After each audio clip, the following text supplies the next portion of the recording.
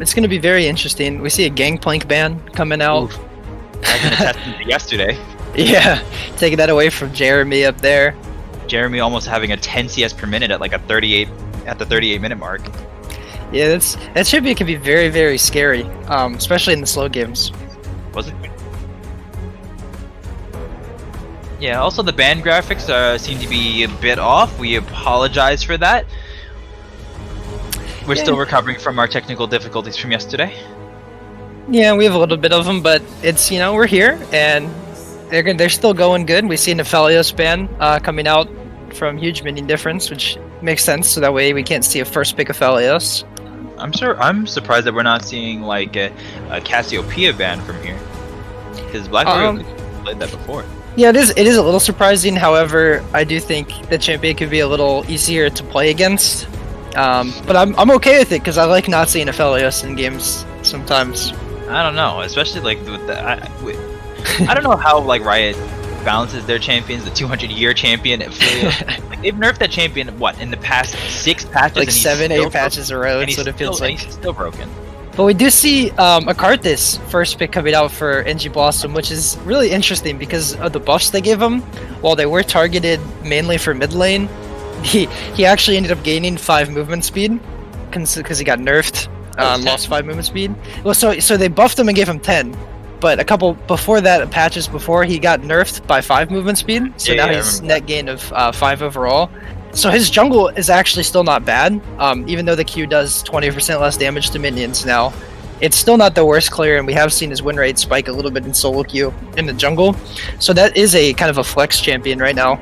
I mean, you traded off the 20% of damage to monsters for the 10 move speed. I think I'd take that every time because it's just that's move speed that you need to move through your jungle. It is kiting the camps too. Is so massive. You could actually feel how, like, if you've gotten the chance to play it, you can feel how much easier it is to really kite the camps. But it is going to be a Karthus mid with the Lee Sin pick now coming in. So we will get to see a Karthus mid for, I think, the first time. For the first time this year, we're seeing the Karthus mid with the buffs too. Yeah, this should be interesting. Karthus is, very strong global pressure. We do see, Set coming out for the top lane. That's a very, very strong champion up there. It could also be support flex as well. And there's the Shen that you were mentioning before that probably should have been banned. Yeah, the Shen pick for BHO, whether or not it needed to be banned, I think it's kind of up for debate, but I think it's a champion that he plays a lot of it, and it has the early map pressure with the ult to stop plays that you want to make. But laning against the champion, if you're comfortable and you have a good matchup, can be easy. We see the Kled ban coming out. I don't think I've personally seen Jeremy flip on the Kled. I do not believe he plays any Kled. I think the big thing with the Kled ban too is that means you're thinking that it could be a Karthus AD carry, or it could be a Set support. You're really going into the flex picks with banning a Kled. But honestly, when you're talking about Karthus has actually been doing better as in the AD carry role than in the mid lane. So it's very possible that we might see a Karthus bot here. We actually could. Karthus AD carry is very fun. In a dual lane, it doesn't have the most early game potential is the big thing, and you're stunting his levels. And one of the biggest things with Karthus is getting that level 11 early on, trying to have your ults level 2 rank in it. The cooldown goes down by, I want to say, like 25 seconds. You get some more damage on it. And once you throw in a bunch of CDR, it's like 45-50 seconds off your ult at level 11. So it's really important to kind of get that early. And although you do mention that you don't want to split the XP, right? But I think the bigger thing is the fact that Karthus's Q actually completely outranges any AD carry in the game. So it's like it's very easy for him to pressure and really win the bot lane. So if you're like, despite not having the same level of XP that you would in a solo lane or in the jungle, I think that you still win there by keeping the enemy AD carry down, and by continuing to generate more gold that way as well, by essentially free farming. Yeah, that's an interesting point. What's cool is we do see like an Udyr. You don't really get to see much of that champion in competitive, but it's a cool champion. However, I don't know if I see much success with him running into a Karthus. and just kind of tanking all the Karthus E damage that we're going to see coming out. We do see a Senna pick as well. And with Senna E and Senna like root, and if she either has Frozen Mallet or Glacial, it's going to be even more slows to kind of throw at the Udyr. And Udyr hates being slowed, even though we're probably going to end up seeing Swifty Boots from... But to finish things off, that is going to be a Galio. So even then, like, we don't know like what we're going to see as far as like between the Galio, the Karth, and the Karthus, whether they're going to be bot or the mid laner. Because my guess, if I were to guess right now, I'm gonna say that Galio was gonna be the mid laner and Karthus bot. I'm thinking it's fasting Senna. With the Galio feasting down there, maybe. You know, it'd be really cool to see a Karthus farming with a fasting Senna. It could also be the case. Karthus farming with fasting Senna would also be really good. That would be interesting. And that's what I think is gonna happen. But we did see, you know, Lux support. They end up locking in the Azir, which is one of Shadow Jumper's more played champions. Really solid champion overall, especially against Set and some of these shorter ranged champions we can say they have. The big thing is how impactful will the Senna end up being with the Karthus, because I think if it does end up being this Senna Karthus bot lane that is at 8 seconds now, kind of looking like it's going to be, that's going to be a really unique lane. I can't say I bet you they've played against it before. But Cairo has proven time and time again that why he is one of the best AD carriers in this league. So I mean, seeing that with SJ Captain's Lux is good, like being able to play aggressively with someone with some lockdown and some CC to bring and damage to bring to the table. It's not going to be easy for Karthus, even though he hard outranges the Lucian. He does not outrange the Lux. And early on, with like Lux Shield coming in, we can see Lucian, you know, dashing forward aggressively with no immediate CC from Karthus and Senna, because Senna's root's delayed by 1.5 seconds. So you do have this, you know, delayed CC. So you are able to dash forward as Lucian, you know, get your Lux Shield, have Lux maybe throw out her E, throw out a binding while they're looking at Lucian, and you can really quickly blow somebody up. And they did give him his Q range buff. It went from 900 to 1,000. So it doesn't necessarily help the most, but it will give him, you know, maybe the chance to outrange a little bit on some of these Qs.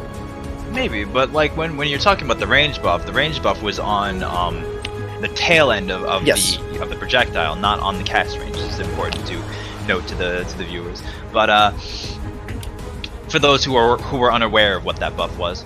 But sorry, to those unaware, it is on the tail. It's like Senna Q, where it's longer after you click on a target. They did buff it to 1,000.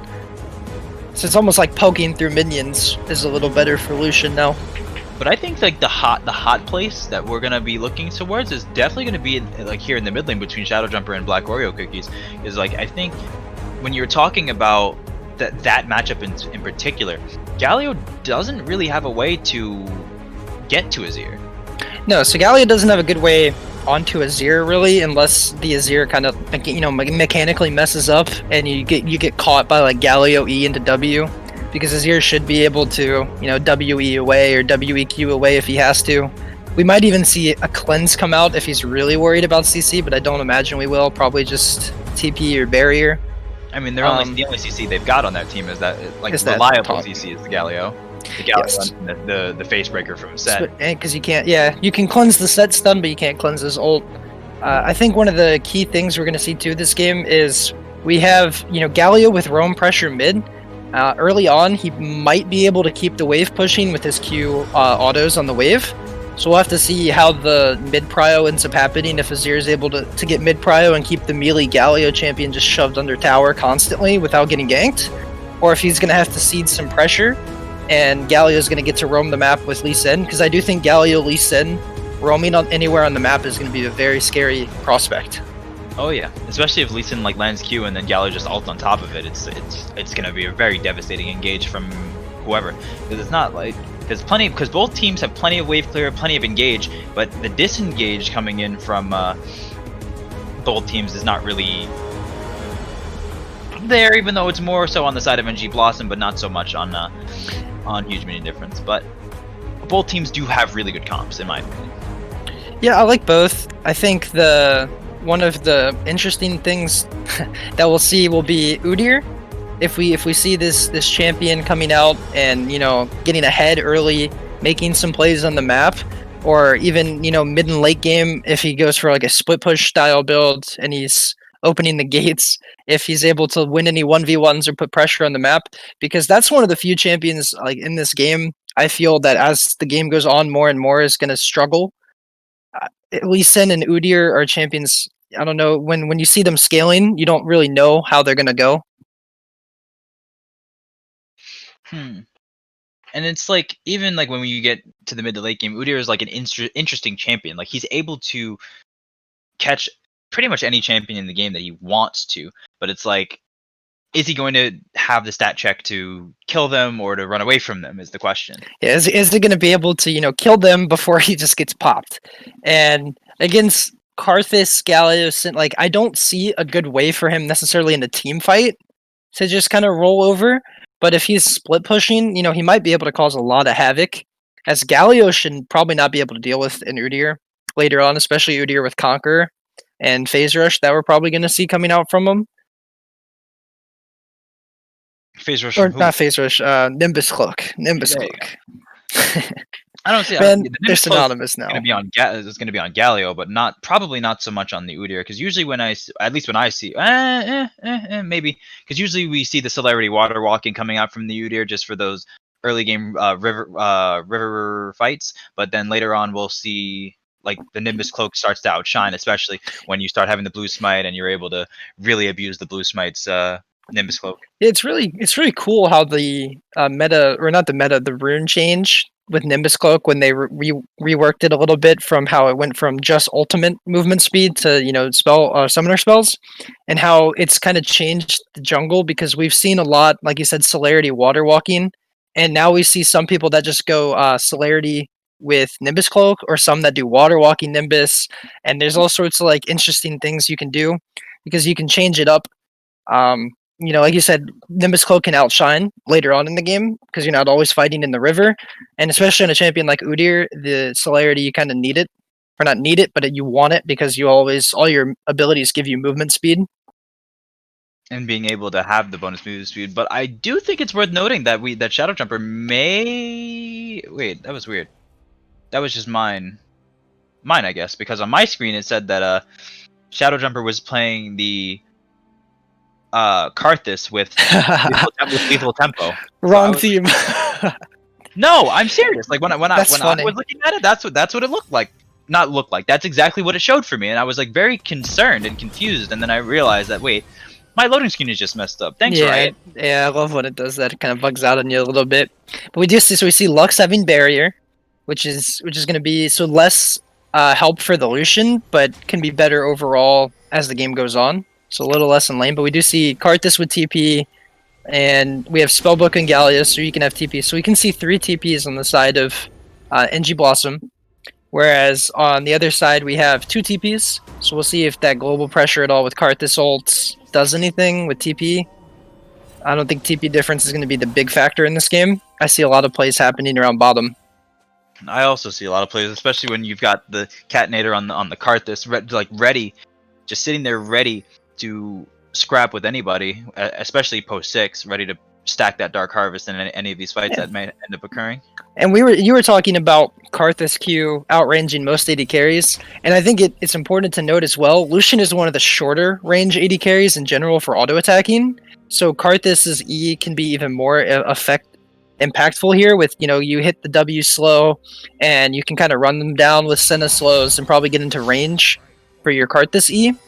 Especially if we're looking top lane, where you have the Shen ult, but you also have Set, who has his Face Breaker to cancel Shen ult, and he even has his own ult, if he has to cancel it.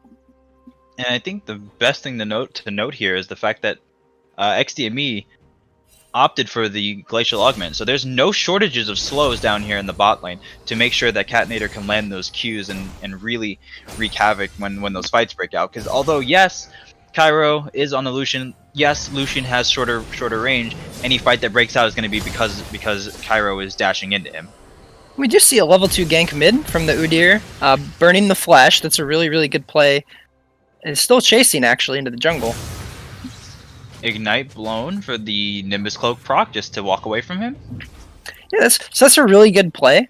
I was gonna start questioning when he started chasing a little bit into that top side jungle, but he did get the other ignite as well.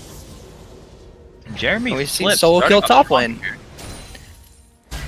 We see that set early game power against the Shen coming out. We do see The Haymaker Eco is coming up, available. Oh, it's not available. He's not level 3. I bet. but we do see the trade kill coming back up there. I don't think Shen made it in time for the XP when he TP'd in. However,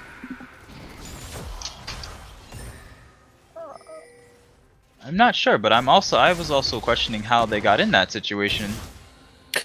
yeah. So we do see like Jeremy Flip going up there and getting the 1v1 kill early on.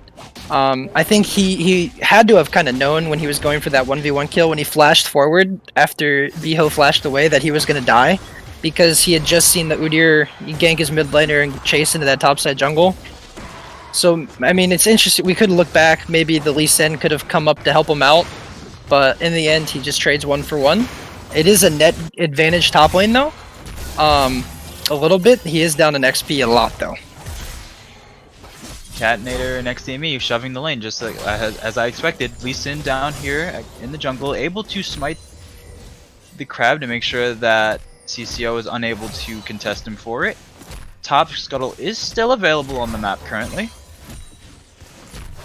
So we do find ourselves here early on. It's kind of dangerous for the Udyr because his mid laner has lost prio, and we see a good play here from Lee Sin going into the jungle. A good play. Looks more like he's the one getting caught out despite being up a level. We do see a good Gallia taunt coming in. Oof, missing the Sonic Wave just barely. Missing the Sonic Wave that would have gotten the kill, but he flashes forward. And But we will see Light one Binding kill. is here, and it seems as though they're going to trade back Shadow Jumper for it, almost. Or trading back Exasperated for it, my bad. But everyone's flashing over the wall to get away from Catnator and XDME. Yeah, and that's overall a net win that we have here for Huge Minion Difference. It looked like a good play at first. However, he did not have his mid laner did not roam quick enough, or he was too early on going in. The big thing, because we saw him sitting in the bush, waiting for the Udyr. So he either needed his team to come sooner when the comms, or he needed to just back off. Because it looked like a good play with the priority he had bot lane and mid lane, but his team didn't move fast enough, and the Udyr level 2 was too strong. Yeah, Udyr, as soon as he hits level 2 with the bear stance and second and the tiger stance, it's just like it's very difficult to deal with him as a melee champion. Yeah, and especially with Conqueror coming in, it's a very good skirmishing champion kind of early on 1v1. One of the big things too, we do see Azir that got one of those kills, and he did end up picking up the double buffs, which will be really nice for his lane because the red buff will give him some sustain. He has the blue buff for all the mana he could want. And otherwise, like everything else seems to be just evening out, like in pretty solid. Nothing too serious between the CS differences just yet. Teleport being used from Shadow Jumper to get back to the lane, not really missing anything for it. And The one huge... Oh, we do see a solo coming out on the dragon down here for Udyr, who's level 3 doing dragon, but he does have his Lux coming over. A big thing on the map is the huge level difference that happened from the whole solo kill top lane because of how the waves were. The Shen is actually 2 whole levels up now. It's more like 1.5 as he's about to take over to 5, but it is a pretty big level lead we see coming out up there. And that was simply from Jeremy Flip opting not to teleport back to lane. Yeah, that simply comes from opting not to teleport back to lane. He really couldn't because it would be one of almost like a Hishinshin TP. Well, the I big didn't thing... TP into the wave. Oh, yeah, true. He could have TP'd to the tower and soaked the XP. That probably would have been preferable. I think as we see a skirmish bot lane. Bo is TPing down to this bot lane for a fight, but it seems as though they were able to disengage that just in time to not get caught by that. And that's a big win overall for NG Blossom. They might have even been going for that play simply to burn Shen ult, but that creates so much pressure because the set, who is now down that whole level and a half of XP, he's basically even again. And now Shen no longer has ult on the map for these plays. But we do see a good rotation up here, potentially trying to catch him out as he goes for a greedy turret plate. CCO is here, but Jeremy Flip does have all of his abilities up, so I don't know if this is the play here, despite having 2 members. Yup, just like I thought. Jeremy Flip was able to turn it with both Black Oreo Cookies able to flash taunt or flash Justice Punch onto that.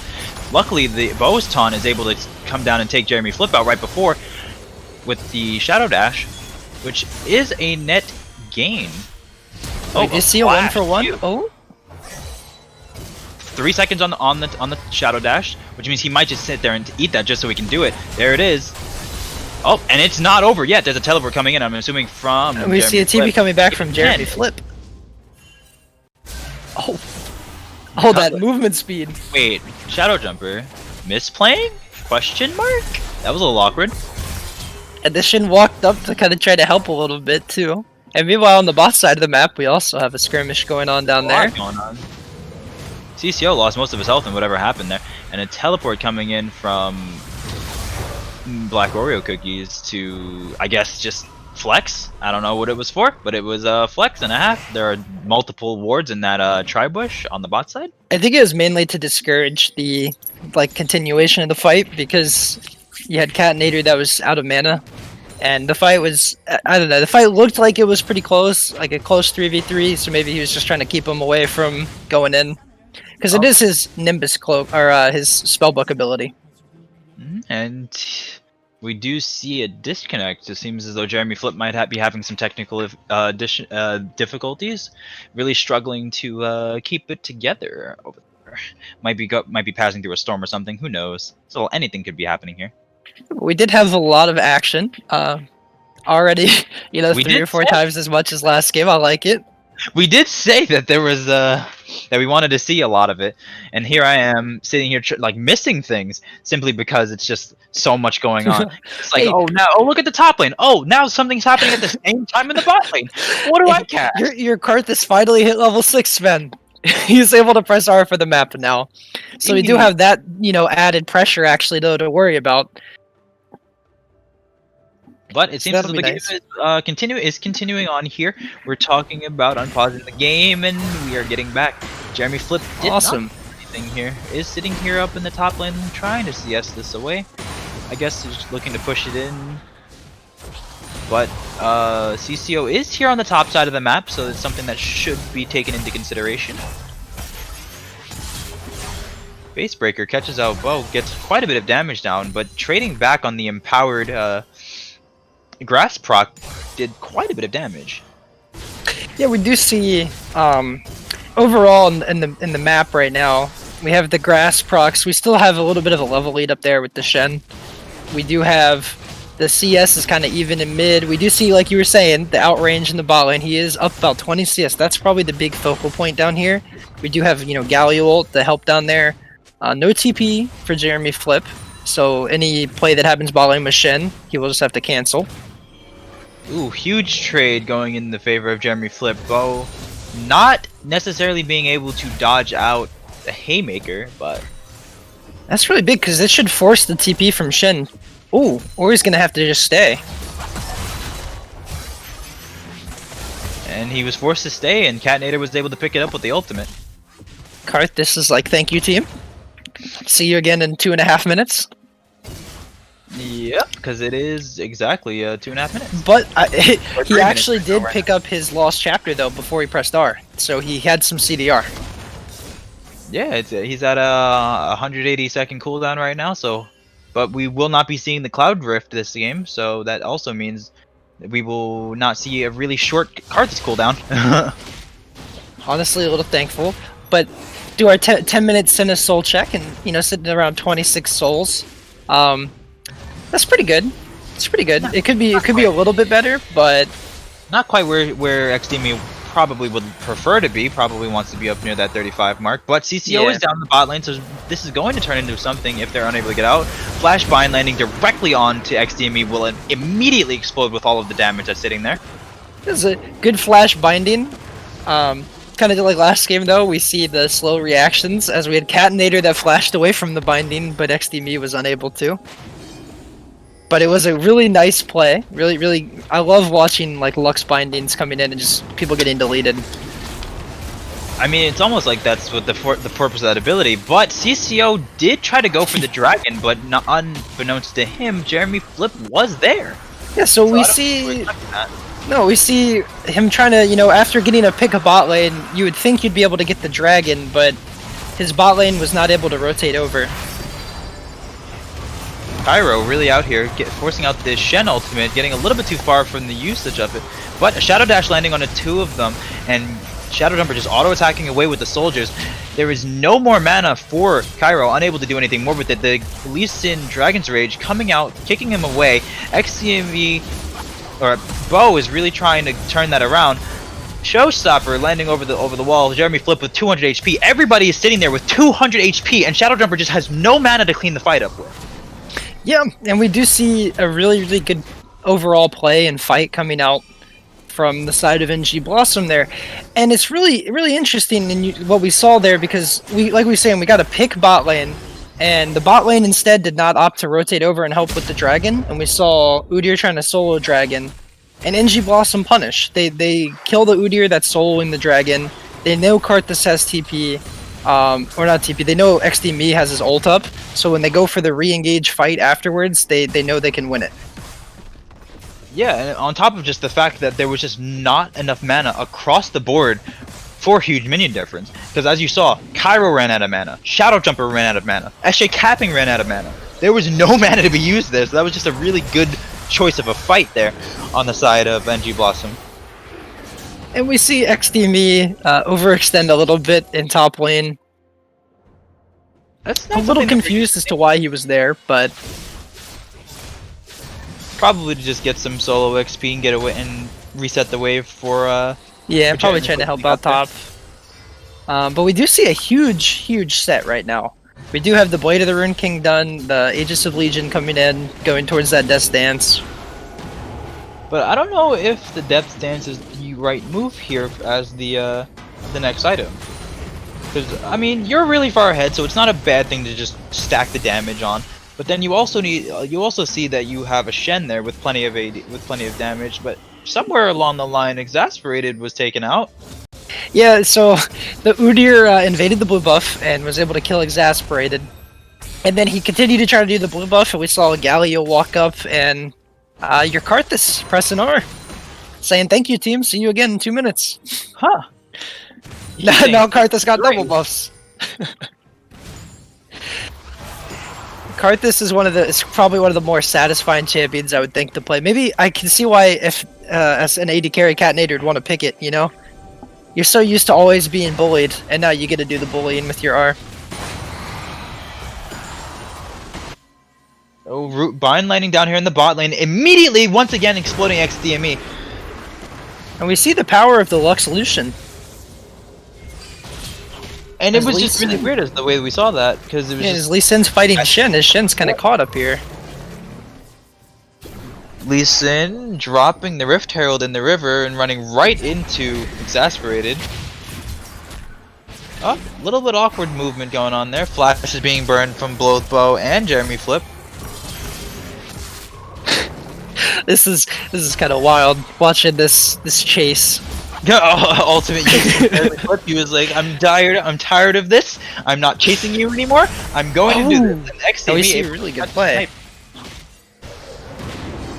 Yeah, we see a really good overall play. Just non-stop action. And even bot lane, once again, another fight breaking out. With CCO, SJ Capping, and Cairo just sitting out here diving Catnator. So to recap, we get our Shen that gets ganked immediately after. We have even more happening. Oh, he hit into the wall! And once again, SJ Capping just landing the bind, just deleting XDME's health bar with the ult combo. Yes, we saw Galio E into the wall there too. So it all started off with the Lux binding bot lane, that one shot. That one shot XDME. And then we still have more top lane. Oh my god, it just doesn't stop. Does Jeremy Flip get the kill here though? Nope, because there is a significant lack of damage onto our triple armor Shen here. Yeah, so we start off with the one-shot bot lane. We get Lee Sin counter ganking top lane. Or, well, responding by ganking top lane and following a very long chase. And then we get more action bot lane as Udyr just tries to tower dive and does successfully kill the Karthus in between 2 towers. And we just have an action-packed game here. And I'm loving it. I'm loving every minute of it. Because now, even with that kill, that 1,000 gold shutdown that was given to Bo there, it's like one of those things where you're putting it on a tank. So it's like you're going to scale regardless at the tank. But now, giving him that extra 1,000 puts him back on a spot where he can really stand up to set, the Jeremy Flip set. So he's still down about 3,000 gold almost to the set. I think it's 2.5k. But yeah, it does, like you're saying, it does help him out. The more armor he gets and the more scaling he'll do, it's gonna be pretty good to fight the set. Especially if we don't end up seeing a Black Cleaver come out from set. I think if he builds Black Cleaver, normally you'd see it around the second item, but he's going Death Dance second. But if we do see a Black Cleaver come out, he should be able to deal with the Shen. Yeah, but that's why I mentioned earlier, if the Death Stance was the move, just in case, because I felt like, yes, you're ahead, so building the Death Stance, if you stay ahead, will continue to work success, but the second you fall behind and you don't have the Black Cleaver, you're going to stop being able to deal with Shen. And once another binding landing down here in the bot lane. Actually, Captain really abusing XDME. And we blink and XDME's gone. The Lux is really popping off as we have another skirmish going on top lane with Udyr. We see Udyr up here too. We might have another kill happening up here in a second. I think Jeremy Flip smells that, seeing as how I'm pretty sure he walked over that pink ward that's sitting there. Oh yeah, the nice pink ward they got in that top side jungle. That's a really good ward. It's one of my favorite wards to place when I'm playing top lane. Yeah, so that's one thing we haven't gotten to touch too much on is any vision control this game because there's so much action happening non-stop. But once Black Oreo Cookies sitting here underneath the tower gets stunned there, but there are 3 members there. Ultimate's coming out, so I don't think anyone's going to die there on the side of NG Blossom. But we did see the Shen ultimate come out, but Jeremy Flip is traded for CCO, so it's not all bad. Yeah, we have a 1-for-1 overall so far. And Karthus is still sitting bot lane with his ult, so he's just waiting for his team to get someone low enough again that he can press R. But it is pretty funny. We do just have non-stop action in this game. 14-14 at 19 minutes. About a 1,500 gold lead on the side of NG Blossom. As another fight breaks out. Shadow Dash and the taunts coming out. Karthus Requiem might drop all of these champions low. Not quite strong enough to do it yet.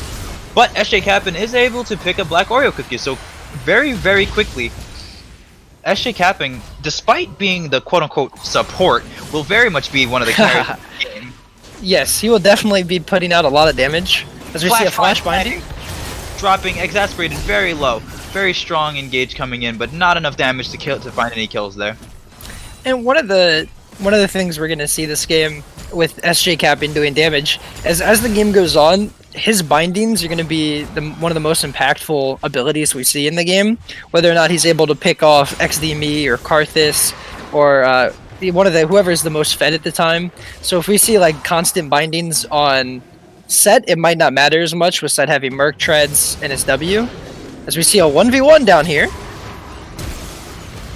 But but you were worried about CCO being able to step onto. I was. And we saw a really good showstopper, puts him over the wall, puts him in a very awkward position there. But Cairo looks like he's ready to make some things happen. Magic Shield coming out and stepping a little bit too close to the sun where Galio was, but the wind's coming out from Galio and everyone is like trying to fight. It seems as though it's looking really bad for NG Blossom at the moment as they try to recover from this. SJ Cap'n finally going back down, but the Shen taunt landing on Exasperated, but not quite enough damage anymore since they're missing SJ Cap'n. Man, this fight's still going. We see Karthus TPing back. Karthus teleport coming out, flash over the wall, and just 2 more kills going over to the side of NG Blossom. Exasperated being the receiver of those, and it seems as though Cairo will also go down, trading essentially what I don't even know, 5, 4 for 2. Oh yeah, Eco did die. It's like about 5 for 2. CCO did die. It was like 5 for 2. Man, that was a long fight. They just don't want you to have a voice by the end of this game. No, they don't. They said last game was too slow for you. Good thing I used to swim. My lung capacity pretty good. I used to swim and I sing, so Oh, that's lung awesome. capacity pretty good. Yeah, so I was worried about the Udyr being able to walk in, but we saw a really good flash and just like a as mechanically as you could get on Udyr, you know, just outplaying the Karthus 1v1. You know, using his move speed to dodge some Qs, flashing the Q that would have killed him. It was really well played. Oh, very well played. I'm But surprised now that he we doesn't have haven't seen flash. That is true, and I'm surprised that we haven't seen a Tiamat come out from the Udyr, from CCO's Udyr. But it seems as though SJ Cap'n getting clipped yet again by Black Oreo Cookies. But exhaust onto CCO means that he will not be doing a whole lot of damage. Oreo Cookie is able to turn us around with a Justice Punch, and the Emperor's Divide still here. Culling trying to find as much damage as he can, but it doesn't seem like it will be returning any kills. But because of the Requiem, Karthus will be going down there. He says, "Thank you, team." And once again, the Senna, despite getting abused really hard early, her range still being abusive. I think that puts Karthus' ult kill counter now at 4 on his ult. I think he has 1 kill that wasn't his ult. He's at least 4 on that ult. But that right there is about what I expected to see overall from an Udyr. Just that fight where he tries to do something, gets exhausted, and kind of just dies. It's kind of like watching an Olaf who doesn't have ult try to run into a team. Yeah, it's like it's not the best thing in the world of a feeling, but it seems as though Shadow Jumper might be opting into finishing the Morellonomicon. Yeah, we do see Morello potentially coming out second, like you were saying. There is a decent amount of healing with the set, Death Dance, and some Conquerors and Senekio. I personally probably would have liked to see maybe a Leandries come out, but I do understand where he's coming from. You do have some healing, but I don't really think healing's been the problem. Not yet. I think it's more of so just the marathon fighting that continues to happen, the overstaying on both teams. Yes.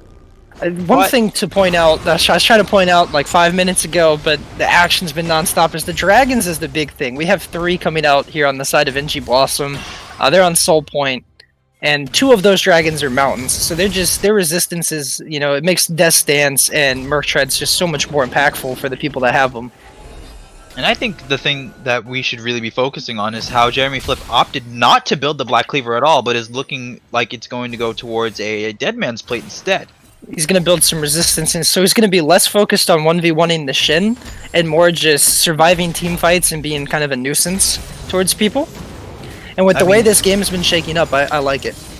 And with Blade of the Ruined King in the Death Dance, it's not going to be a nuisance. He still needs to be respected because he does a lot of damage. Yeah, and even Dead Man's gives you a little bit of damage. But the big thing too is you got the movement speed to run at them. And if he's able to size up some bindings, we see a nice early Baron too. Snuck this Baron, like no vision of it at all, and that's well played over to the side of NG Blossom. It's so much, and it's just like, especially with the I'm pretty sure that Black Oreo Cookie switched to Smite for that.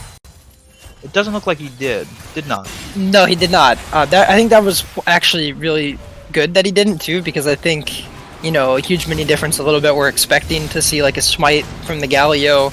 It also was started up as a 3-man, with, I think Set was mid lane at the time, so they thought without Set, maybe they couldn't do it. And then Set walks over near the end of it.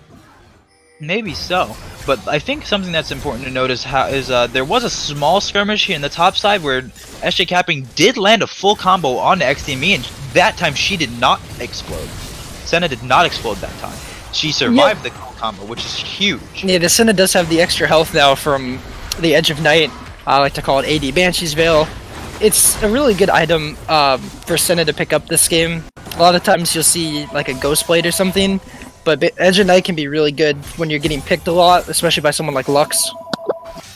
Yeah, and even like moving forward with everything, it's a very dire situation now with the gold lead quickly shifting towards NG Blossom with a 10k gold lead, but Huge Minion Difference I don't think is out of this game quite yet with the way that they scale.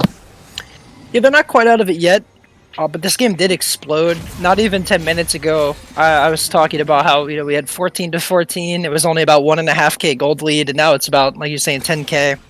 We saw NG Blossom in this mid game, these long extended fights, really winning out. A little bit through mechanics and a little bit just over chasing from the side of Huge Minion Difference.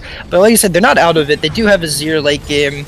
We do have Shen scaling up. I think it's going to be very hard with champions like Lucian and Udyr that want to be ahead early against the team that they find themselves against to actually close out or to come back into this game and win. But with the Baron buff is still active for about another 20 seconds or so they will not have that for the next push. But even though there was a huge Baron conversion, I think they're picking up 2 towers there with it. And they picked up a couple towers. I think another good thing too that sometimes people don't think about is just it gives you a lot of gold, right? Killing Baron gives you some gold, it gives XP. And coming up here, we have the soul fight coming up in about 20 seconds. And we just see that such an insurmountable gold lead almost for this Baron fight. And with a huge root coming out from the Senna, starting off this fight, able to land a decent shadow dash that'll get him out of there, forcing out the active of the Gargoyle Stoneplate actually. And we see really good play overall. They're forcing him to make a decision here. And it's taking Huge Minion Difference quite some time to make that decision, but the decision is made as the fight breaks out and immediately dropping XDME, but it doesn't even matter because now it's turning into a bloodbath. And we'll see, that is going to be it. That was really well played by NG Blossom. We saw they had set top lane and Galio was actually pushing mid, so they were really forcing Huge Minion Difference to either run in and make that fight or just lose their base and have to back off for that and lose soul for free. So they put them in a really uncomfortable position there with their map movement.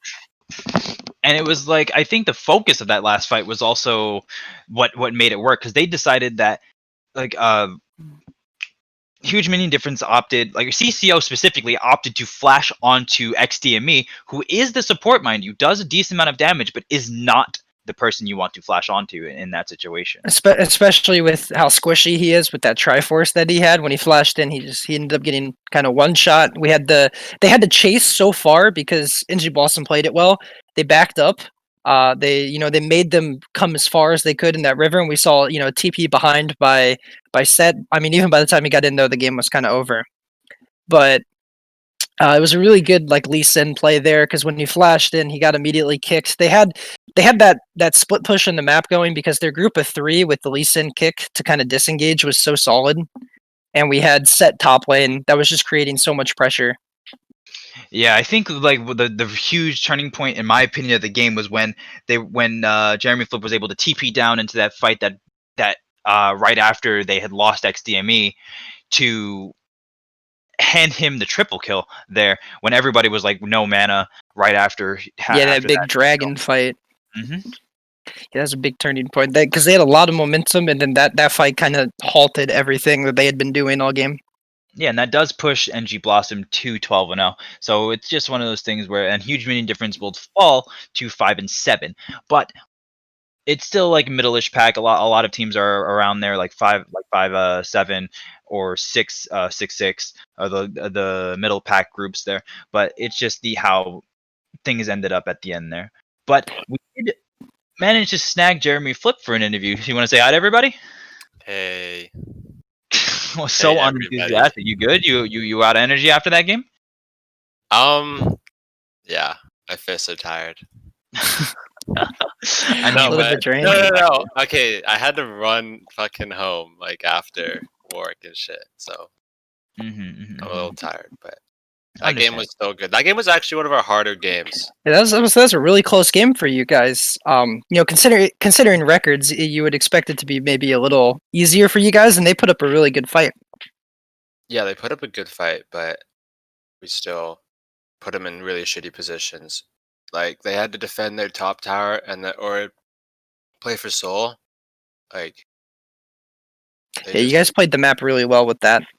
Even before we get to Soul Point there and where you guys ended the game, I want to go more towards the first 10 to 15 minutes of the game where it was just constant fighting left and right, and how your team was feeling and just the decisions that were being made and the kills being tossed back and forth, because it looked really, really shaky there for the first 15 minutes of the game. It was shaky. I was surprised they were actually pretty good. and eventually I did get like some kills. That Shen was pretty good. I think he's a Shen one trick. So he is a Shen main. I don't know if he's a one trick, but Alright. he's definitely his most played champion by far. Yeah, he was kind of hard to. I think I only killed him once in lane. So Well, you guys play Kisses for Cats next week, so you guys ready for that one? Because they're looking at you guys to take you guys down. Are they Yeah. looking at? Yeah, they're looking at you guys. Yeah, and I would say after a game like that, they're probably trying to smell some blood in the water there. What's their record?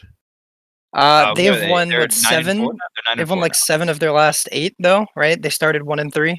Yeah, Okay. now they're 9 and 4 in third place, right behind Iron Dragon, who also wants to take you down. They're looking to fucking come get us. I don't know. I don't think it's possible. Oh my kind of god! fucking won everything. I love the confidence. I love the confidence. Yeah, I mean, you guys had a nice. Did you guys always plan from the start to play Karthus AD carry when you first picked it, or was it kind of just pick it and we'll see where it goes? No, we were gonna play it bot lane. I think my jungler does play Karthus, but not in a long time. But yeah, Catnit has been playing Karthus like since the buff. Hey man, So free it's definitely kills, going free bot. kills. It was definitely going bot. Yeah, it's kind of stupid. It's kind of I wonder how many times you were like, "Hey, I'm going for this fight," and Karthus ulti, please just ult. I did that. Yeah, I did that toss. I was like, no, I need your ult to dive this guy. That's like the only time I killed Chen. Yeah, under that tower. Yeah, because I was like, I knew full well, like even like from the caster's perspective and like the spectator's perspective, it was like, yeah, you definitely called for the ult there. You probably told him to back up and just ult while I dive this man. Globals are really strong abilities. Yeah, especially in chaotic games like that. That game turned into a monkey fiesta for you guys really quickly. For everybody. Yeah, in the game, they actually like put up a fight. They just didn't get towers. I think they got one tower, right? Our bot tower. But if they could like get kills, like meaningful kills, then get our towers, I mean, they would actually get close to winning the game. Yeah, because that was the big thing I saw with the game was they would get a kill and then they would try to take something and you guys would punish them immediately. You guys seem to be really good at doing that. Is it just you guys just see things on the map better than them? Like do you guys know what they use? Like no cooldowns, or is it just kind of let's go kill them? I think we just know because we've played. I don't know, with like pretty high elo. I guess we just know that we can still win.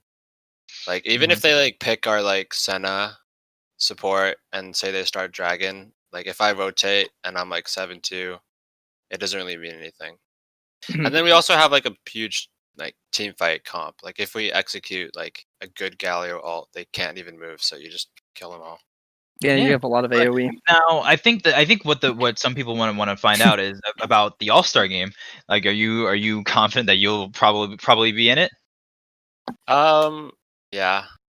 I feel like I will. I don't know. The second best top laner, he's pretty good. Whatever. Who the fuck is that? Come on, top's not impactful, man. You're just getting carried every game. No, top is in the best spot it's ever been in so long. I can agree with that. But it's in a good spot. It's in a good spot, but I don't know if it's as good as it's been. Maybe when Akali top lane before Akali got nerfed. Gross. Anyway, off topic. anyway, the other big question is the 1v1 tournament. You gonna participate in that?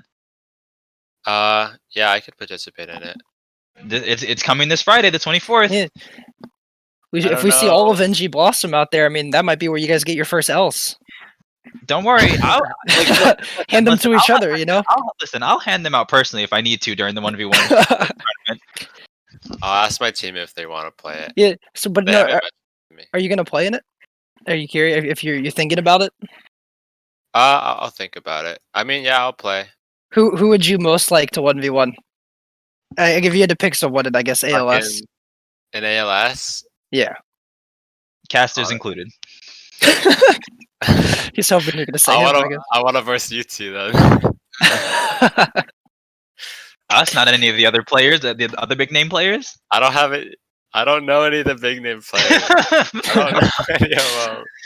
Maybe someone on like I don't Iron care Dragon. about anybody. It's like I don't care about anybody in the league. We're just gonna roll over. Come on, that's when you're supposed to call out. That's when you're supposed to call out your support, or your mid laner or something. You know, you're gonna take him down. I won't be one my mid laner because we actually play.